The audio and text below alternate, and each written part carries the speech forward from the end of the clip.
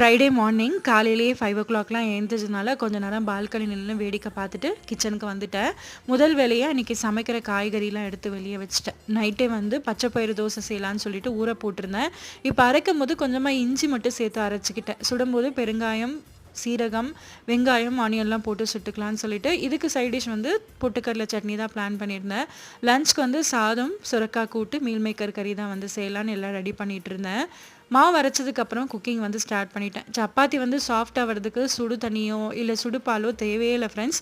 இப்போ டெய்லி செய்கிறதுனால ஒரு ட்ரிக் வந்து கற்றுக்கிட்டேன். மாவுக்கு தேவையான அளவு தண்ணி ஊற்றி கையில் ஒட்டாத அளவுக்கு நல்லா பிசைஞ்சிட்டு ஒரு 1/2 கழித்து சுட்டு பாருங்கள், சாஃப்டான சப்பாத்தி வந்து வரும்.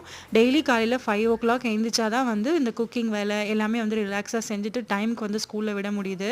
குழந்தைங்க எல்கேஜி யூகேஜி போகிற வரையும் தான் நமக்கு ரிலாக்ஸு. ஃபஸ்ட் ஸ்டாண்டர்ட் போயிட்டாங்கனாவே நமக்கு ஹரிபரியான வேலை தான். நீங்கள் காலையில் எல்லோரும் எத்தனை மணிக்கு எழுந்திருப்பீங்க ஃப்ரெண்ட்ஸ்?